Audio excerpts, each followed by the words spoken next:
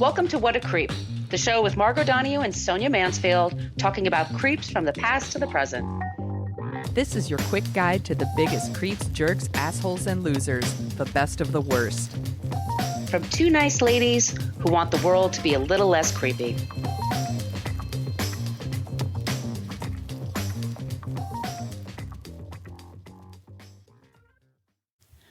Welcome back to What a Creep. This is Margot Donahue, and my cohort in creepitude, as always, is the amazing Sonia Mansfield.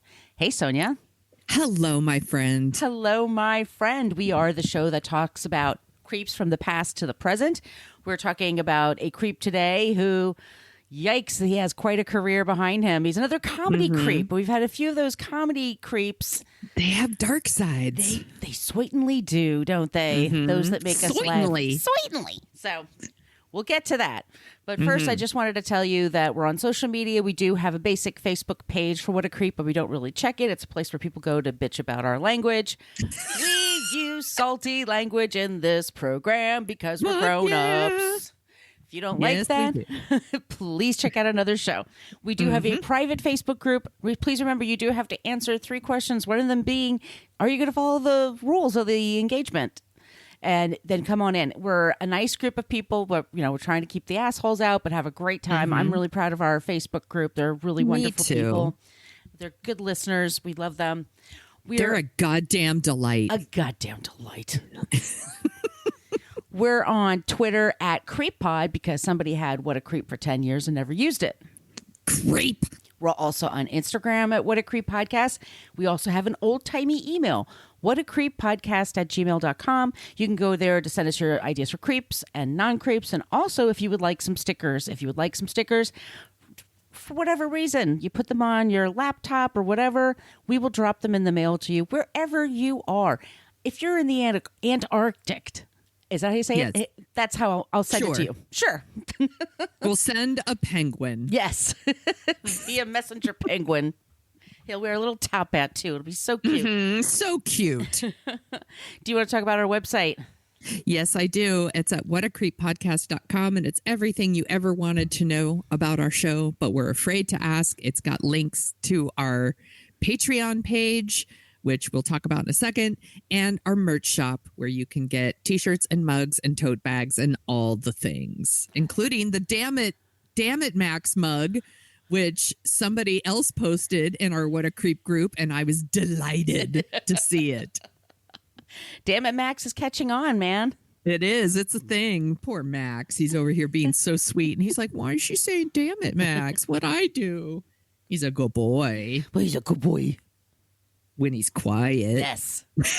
If you want to join our Patreon page, that's a way to support the show. We would be most grateful. We have the first 4 seasons of What a Creep on there.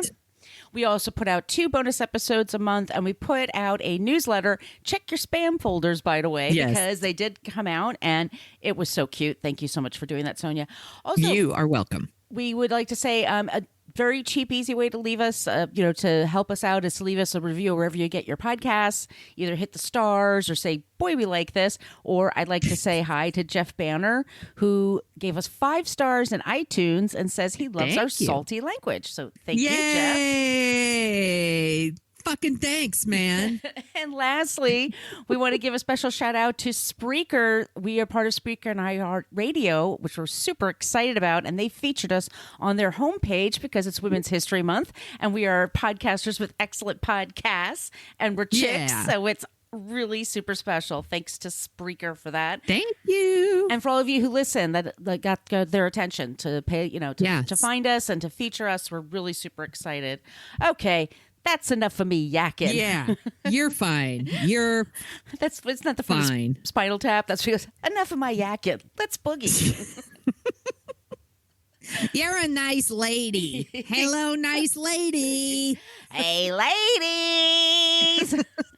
That's my Jerry Lewis impression, in case you're aware. Hello, nice lady. Hello, ladies. We did cover Jerry Lee Lewis in the past, so it could be the name that's problematic. Yes, it is a little different, this one, but he did not marry his 13-year-old cousin, as far as I know, in my research. So very different Jerry Lewis here. Well, if you know a Jerry Lewis in your life and they're not creeps, let us know. Please tell them we don't mean them. Yeah, we don't want to lump all the Jerry Lewises in together. Has to be good ones, right? Yes. So I'm going to list my sources here. The Hollywood Reporter, People Magazine. I love me some People Magazine. The Sun, the New York Times Obit, Vanity Fair. Big shout out to Vanity Fair in this, because they're the ones that shot him back up to the top of the list. Washington Post, and of course, always Britannica and Wikipedia. So Jerry Lewis was a comedian, actor, director whose goofy, hyperactive comic style made him very popular, like one of the most popular performers of the 50s and 60s. He performed in nightclubs, on TV, and in movies, of course. You might also know him from Jerry's Kids. He hosted the Muscular Dystrophy Association telethon that was on Labor Day weekends from 1966 to 2014, and it raised millions of dollars for this. So yes, he did do some good things, but he was also a difficult, cruel, and insecure egomaniac who couldn't keep it in his pants. He was a sexist creep who sexually harassed and assaulted many of his female co-stars. Asshole. He's a total asshole. So let's start at the beginning. Jerry Lewis was born Joseph Leavitch on March 16th, 1926 in Newark, New Jersey. His father was Daniel. He was Daniel Leavitch, obviously, master of ceremonies and a vaudeville star. Oh, makes sense. Who performed under the stage name Danny Lewis. And his mother was Rachel Leavitch, a pianist, and she also worked as the music director for them. Jerry Lewis grew up in a vaudeville family, obviously. He started performing at age 5. By age 12, he had his own comedy act in which he mimed to records. I was like, dude would have been killing it on Lip Sync Battle. Or Billy Crystal. I remember Billy Crystal did that once on the show. People like that lip syncing stuff. They super do. They do. And, I watch clips clips cross my path every once in a while, and they're funny. Would I watch a show about it? No, but I enjoy the clips. It's fine. But if that's your thing, good for you. Because his family did a vaudeville show, he was bounced around from relatives a lot. He wasn't always traveling with them. He claims he lost his virginity at age 12 to a stripper who performed with a snake. Oh, yeah. I assume he means performed in a show with a snake, not performed a sex act on him with the snake. He dropped out of high school to perform in New York City theaters. He also did burlesque shows and nightclubs. And he first met singer Dean Martin in 1944. And 2 years later, they were officially a team. At this point, Jerry Lewis was 20 years old. He's just, a legal adult, but still just pretty young. Yeah. And they were total opposites. If you know anything about Jerry Lewis and Dean Martin, Martin is super suave and he's smooth and he sings, and Jerry Lewis is hey ladies, blah, and he runs around. Whackity schmackity. Yeah. And then, they then come together at the end of the show, and it's a big music comedy extravaganza at the end. And they were just getting rave reviews wherever they performed. They were packing them in Atlantic City, in New York's Copacabana Club, at the Copacabana. And this led to an offer, led to a picture deal with Paramount. And Jerry Lewis and Dean Martin made 17 movies in 8 years. Oh my God, together. That's a lot. That's a lot of movies. A lot. Most people make a movie a year, maybe. That's a shit ton of movies. Some of them are The Stooge, Scared Stiff, Living It Up, Hollywood or Bust. I've never seen any. the truth is, I don't watch a lot of Jerry Lewis movies because I've always thought he was a creep. And Dean Martin, I know who these people are, but to me, Dean Martin was the dude from Cannonball Run. So I'm old, but I'm not that old that I grew up listening to Dean Martin.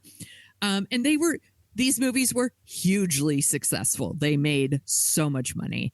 And they were just a very successful duo, but they weren't getting along. Like, Martin started to feel that Jerry Lewis was like he had too much control on their act. And he started talking about like, I want to do my own thing. Like maybe I'm going to go solo again. And he actually like said to Lewis, like, you're nothing but a dollar sign to me. Oh God.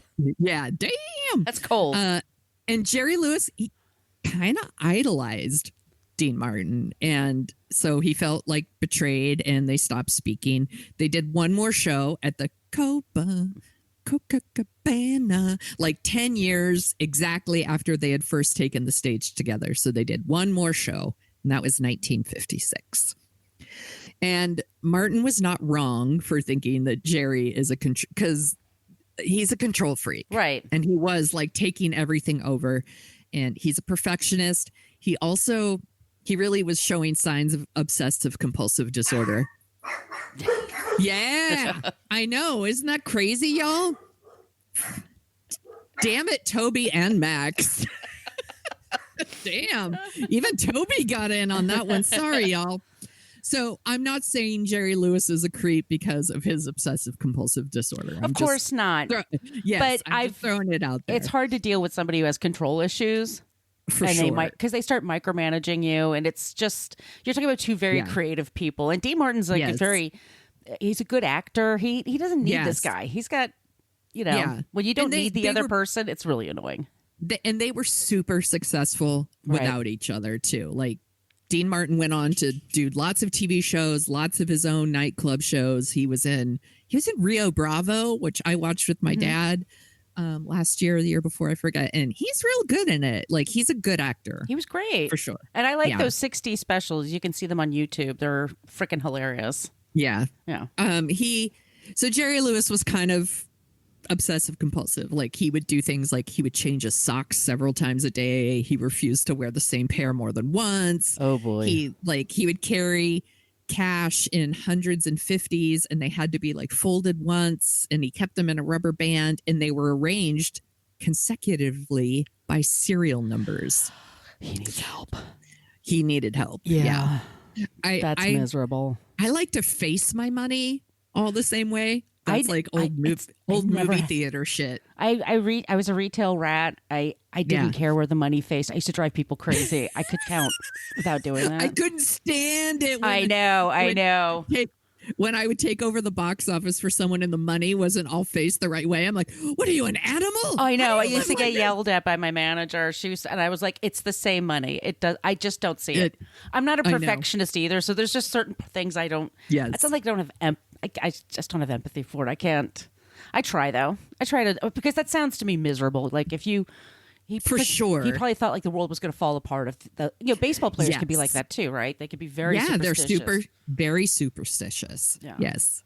So he had that going for him, and he also around this, after he split with Dean Martin, this would be 1965. He was doing this like cartwheel off a piano, and he landed on his back. Oh, no. And this, real bad.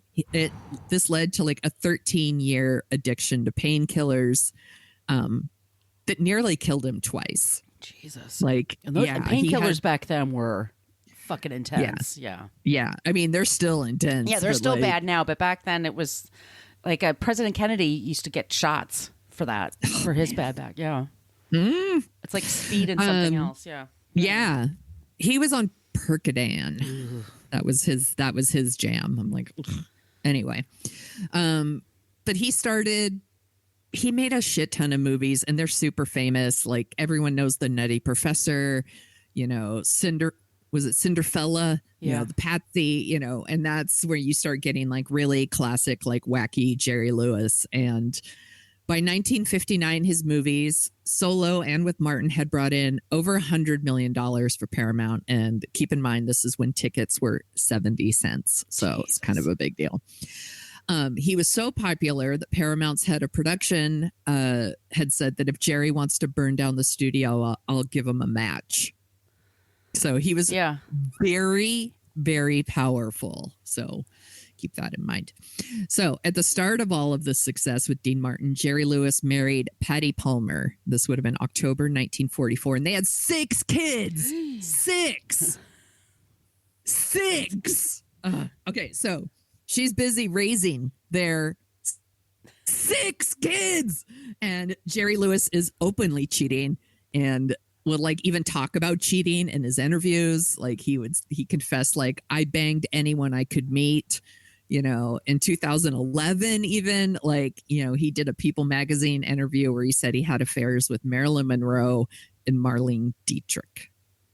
I'm all, ew. I wouldn't have slept with him. I understand why he wants to sleep with them. Yes, exactly. But to me, I'm all, ew, Jerry Lewis. But what do I know? Yeah. Also at home, Lewis was very cruel and abusive.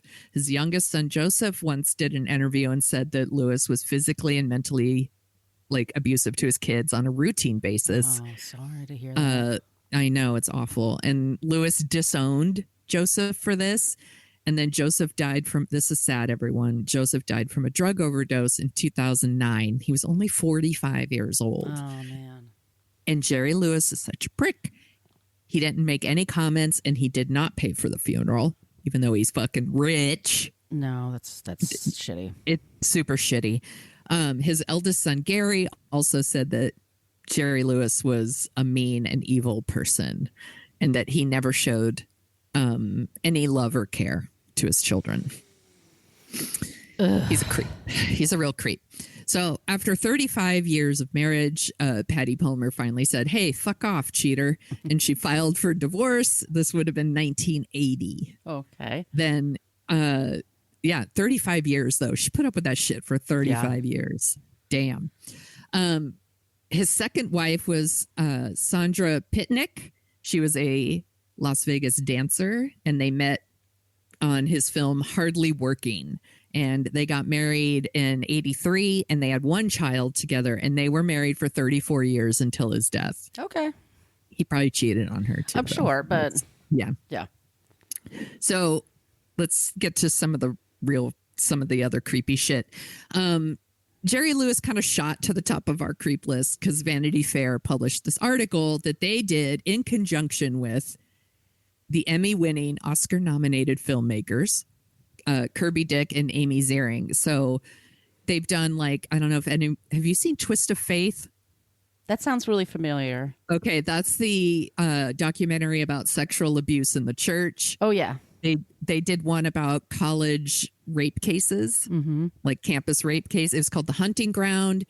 And then they did most recently Allen versus Farrow on HBO. Which excellent.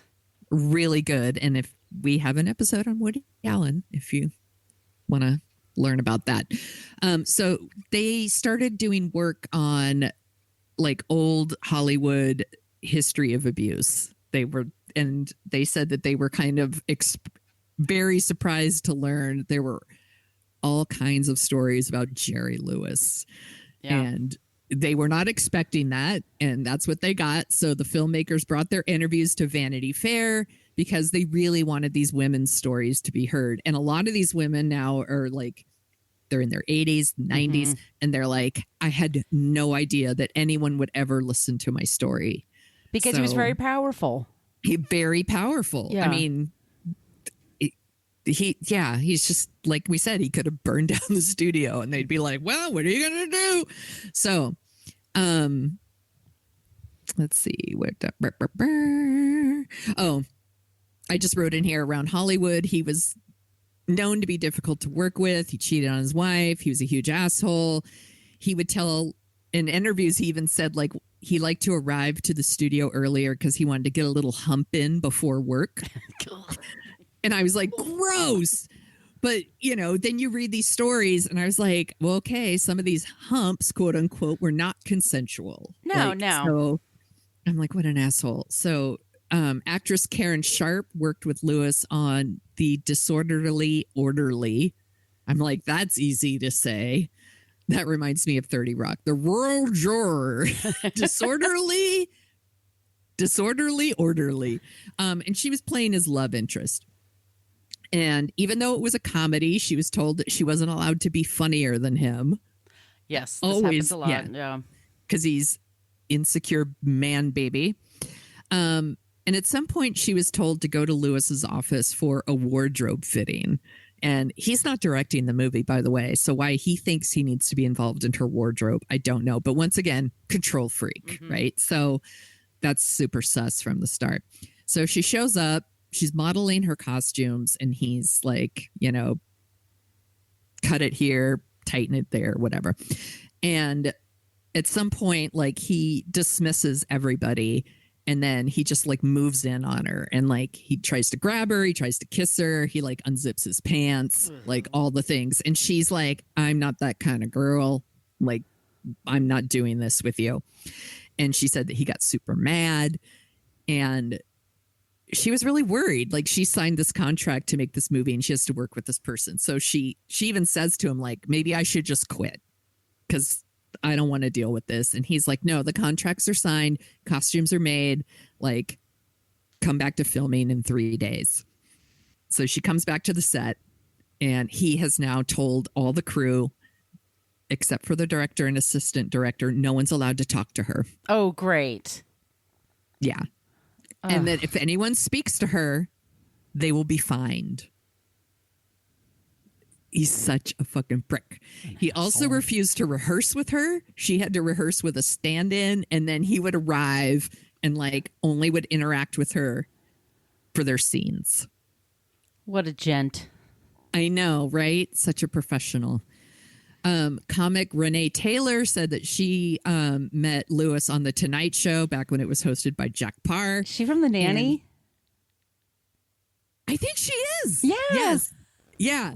So he complimented her and was like, you're funny, which we'll learn later. He doesn't think women comedians are funny. But so he complimented her and said, hey, like if you come to Hollywood, like look me up. So she comes out to LA and she asked Lewis for a part in his new movie. It's called The Errand Boy. And she, you know, he gives her some pages to read and he's like, I have to set you up with like the Paramount bosses. They have to like sign off or whatever.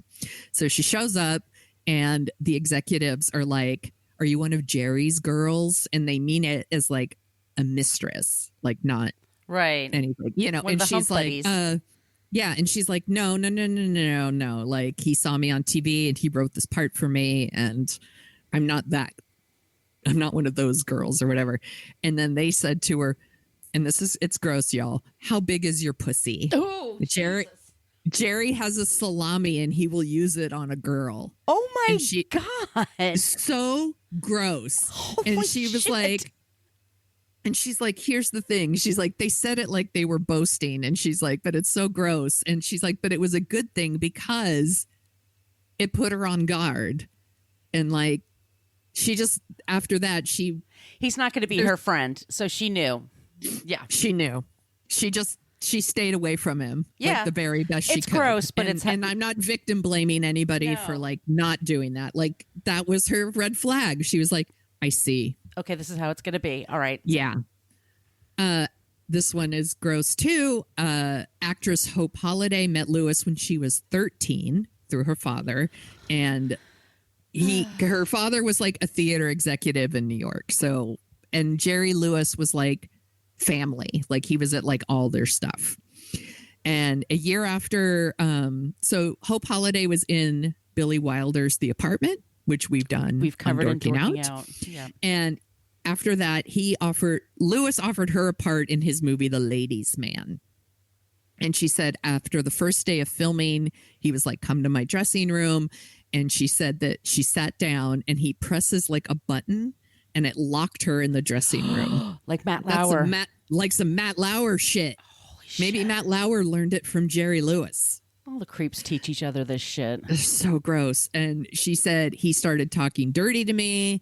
He took his pants off. And she said, and this is a quote, "The ugly thing came out," and he starts to jerk off. Yeah.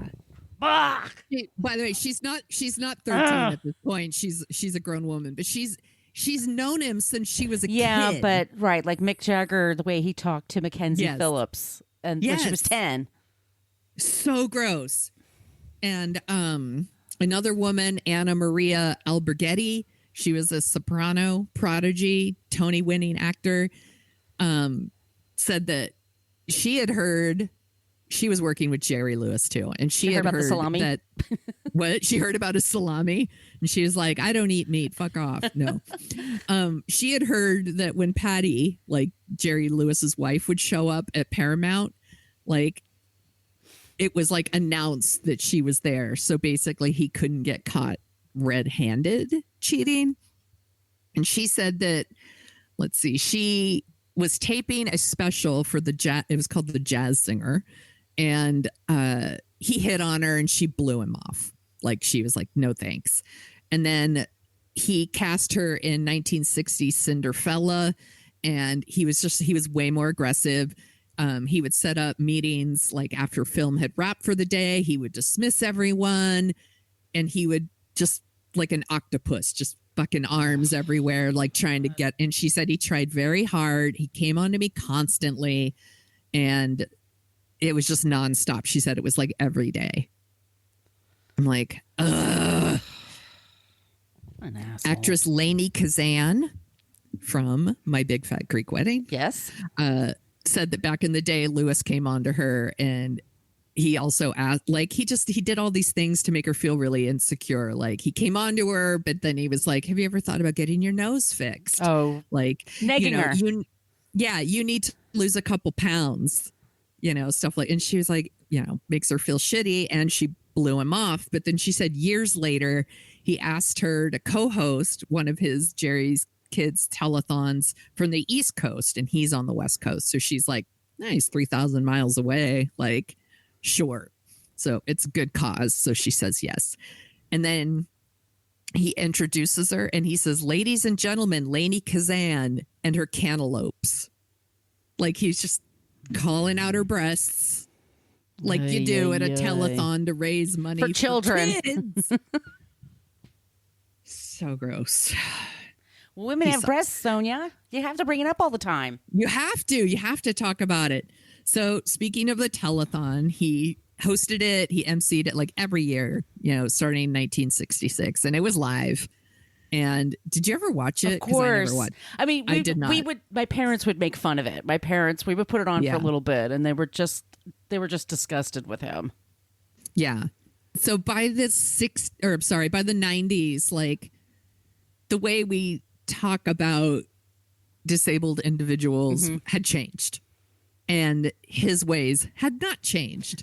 So he still like would do this like, I don't know, like a pity party thing. Like, isn't it, and it didn't make people feel empowered, certainly at all. I mean, I guess it raised money, but it's just not the way you talk. No, and it was very much like putting kids out there like, look how pathetic they are. Yes. They have no joy in their lives. They just cry all the time because they can't walk. And it's, yes.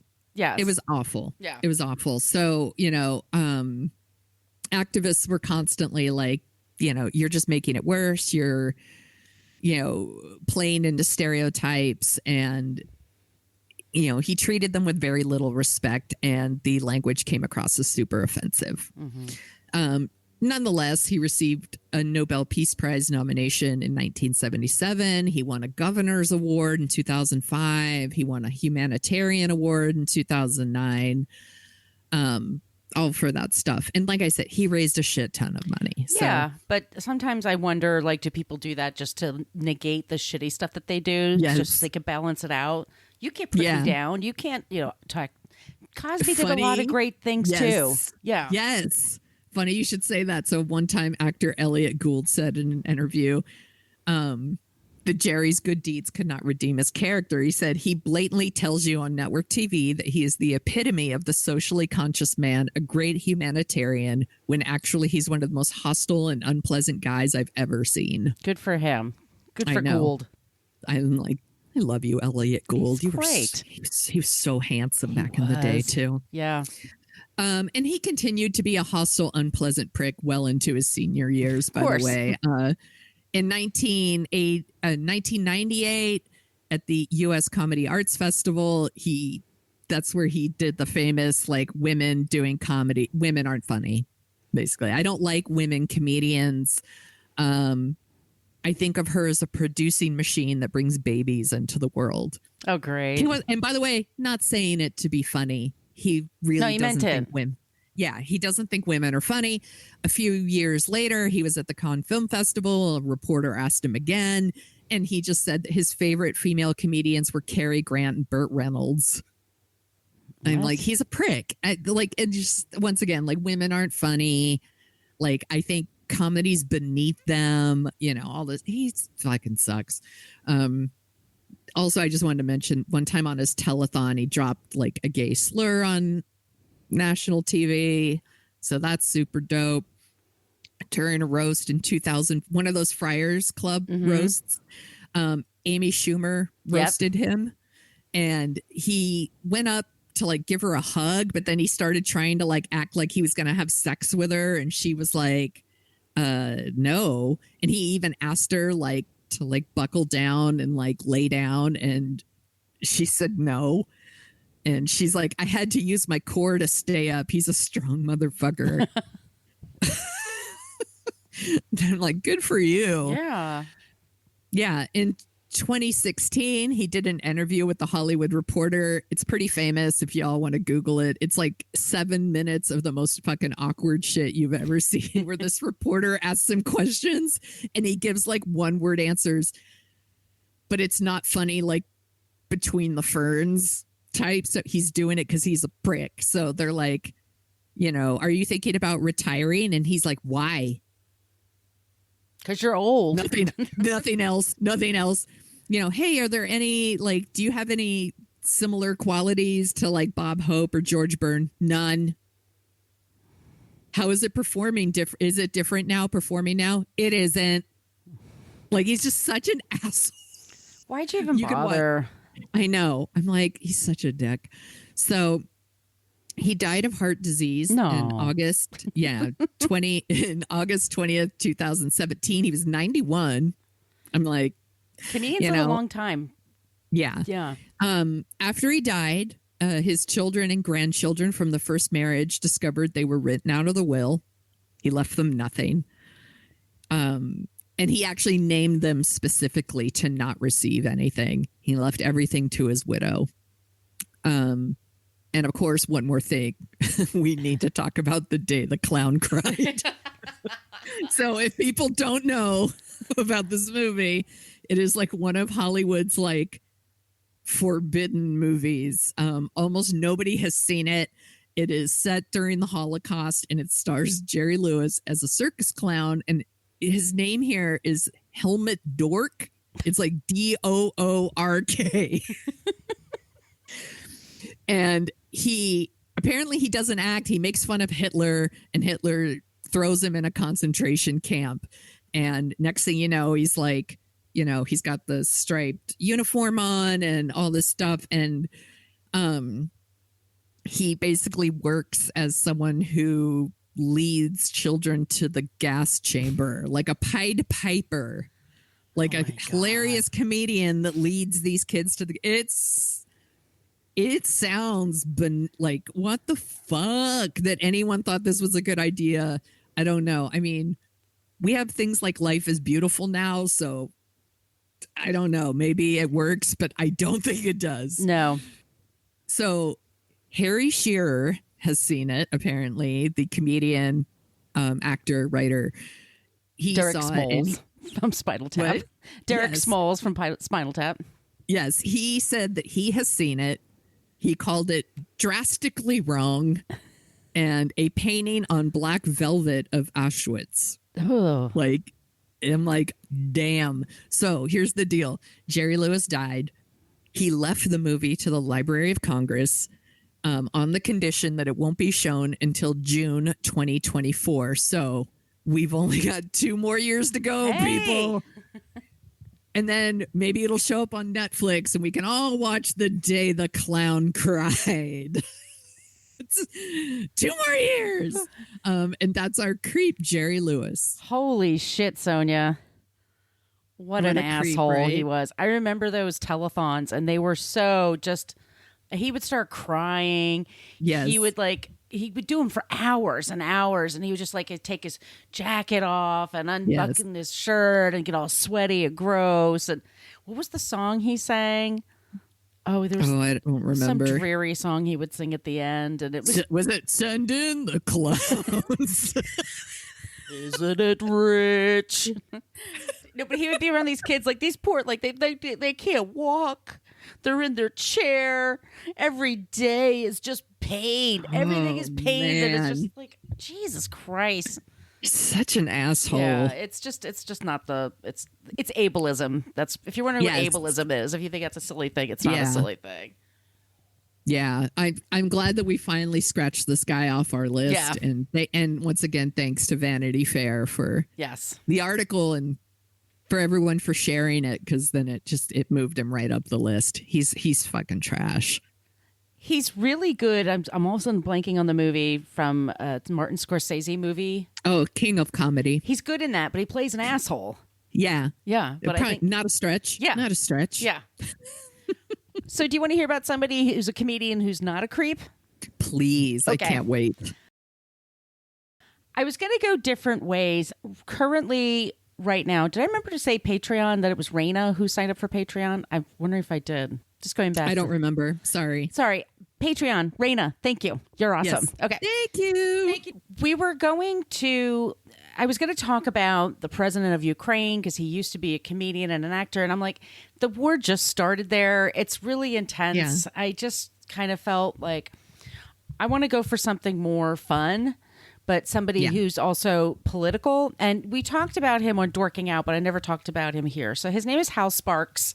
He was in Queer as Folk. Mm-hmm. He was on VH1's Best Week Ever, all I Love 90s. He is a working comedian. He goes on the road. He's based in Las Vegas. And I follow him on Twitter and I watch his YouTube channel, and he just speaks for the righteous. There are so many creeps out there that have turned right-wing creeps out there, especially now with the Ukraine, where we have people just openly mocking the president of the Ukraine. I think, what was his face? Laura from Fox News. She's on our list. Laura Ingraham. Ingraham said that he was pathetic. I mean, there's just so many people. Hal Sparks is incredibly intelligent, super funny, and just bats away all the bullshit that people say. And Russell Brand is now a right-wing guy on YouTube. And it's so interesting how when these comedians do something really shitty and they get called out on their behavior, they run to like the right wing side. Because Louis, what happened? Oh, you went away for a second. You went away for a second. There you are. There you are. Hi, friend. You were gone. And now I'm here. So did you. Hi, you're back. No, so Louis. I was just saying that Louis C.K. did that. Well, a lot of them are. Dennis Miller. Yeah, Dennis Miller did that. I'd say Dave Chappelle's doing that. Like, it's sort of going in this direction of just like, oh, nothing makes you people you lefties. You don't laugh about anything. Everything is serious. I'm going to stick with people who still know how to laugh. Like, it's like, I laugh at inappropriate things all the time. Like, believe me. But it's just that there's right is right and wrong is wrong. And I like Putin people sucks. who punch down. Hal doesn't do that. And by the way, if you see his comedy, he really doesn't talk about politics very much. It's just about life. But if you follow him on social media, he's very much about politics. So he's become, I kind of have a crush on him, but he's in a relationship and he's very happy. And I'm not going to interfere with that. But and he's a cat guy. I'm starting to have a crush on him too. Yeah, he has like this beautiful lock of Fabio kind of hair going for him now. He grew his hair out. But he has a YouTube show a couple of times a day, and he's just talking about stuff a day? Oh yeah. Hours. Now, I don't but sometimes at night I have him on my Kindle and I'll just turn his show on and I just kind of lay in bed, and when we had 4 years of Trump, I didn't sleep well at all for 4 years. Yeah. And everything that's going on in the world, it's just so nice to hear his voice, because he tells jokes, but he's also like talking about stuff that's makes me feel better. And so I fell asleep to Hal Sparks like many nights a week. So he's turning into your Calm app. He is my Calm app. You're my Calm app. Yes, thanks, Hal Sparks. So follow him on social media at Hal Sparks. He's totally worth it. He's funny as shit, and he loves like hair metal bands. Like he's a fun person and just a nice, cool guy nowadays. Especially like I said, like I was shocked to find out like Russell Brand supporting Russia recently, and what the fuck, and there's a few of them. Tucker Carlson. He's fucking gross. He's not a comedian, but he's fucking gross. But it's just like a lot of gross men and gross people just being really gross. Gross people. And somebody's got to call them out, and it's like that's smarter than them and funnier than them. I always want to support that. So that's my not creep this week. Excellent pick. Thank you. If you like the sound of our voices, Hal Sparks, we have another show in case you want to know. If you want to join us on the other show, you're welcome. We have Dorking Out, where we dork out about movies. Right now, what is the movie Airheads. We have Airheads now with the best movies ever. Got great responses from that. And this weekend, we're going to be covering Beverly Hills Cop, the original. Yes. 1984, Eddie Murphy. Haven't seen it in its entirety in a very long time. So is it going to hold up? I think parts of it will and parts of it won't, and we will definitely call it out. But I am looking forward to that. It's going to be a fun one. And if you're curious, we're also going to be participating in F This Movie Fest, which is the all Twitter film festival that happens on Saturday. You could go to fthismovie.com, and there's a whole tab there where they list out all the movies they're going to show or you're supposed to play and what time. And we do it every year. It's super fun. So they pick a year. Do it. And this year it's 1996. And you go to, it's literally the letter F and then this movie, and go to Twitter. And they just set up the movies for different times. At Central Time, I believe they list it. Yeah. So you got to, for me, it's the math you have to do. But you just start with boom, like From Dusk Till Dawn, and they just everybody just starts chiming in, and it's so much fun, and it's just such a good time. That's this Saturday the 5th, so we will be dropping on the 6th, Dorking Out. Yes. Now, correct. Next week it's going to be, I guess it's episode 10, so it's going to be our season closer. Oh. And I've got one hell of a closer. We're going to be talking about, tune in, you'll find out. It's going to be a big one. But thank you guys so much. Thank you all so much for supporting us. We really appreciate it. Go on Patreon if you want to support the show financially, or just leave us a review, social media. That'd be great. If you have ideas for creeps, and especially not creeps, because we're always looking for suggestions for that, go to social media. We love it when you use the Annie Potts gift from Ghostbusters. We got one. We got one. Or you could just be clever and think of something on your own. And Sonia, where can they find you? You can find me at thesoniashow.com on Twitter and Instagram and the TikTok. Where can people find you? You can find me at Brooklyn Fitchick, mostly for Twitter and Instagram. My site is brooklynfitchick.com. Thank you all again for listening. We'll be back soon with a new episode. In the meantime, stay safe and don't be a creep. Thank you for listening to us talk about creeps. You can follow us at What a Creep Podcast on Facebook, Twitter, and Instagram. But don't follow us too closely. You can email us your creepy stories at whatacreeppodcast@gmail.com. But please keep your dick pics to yourself.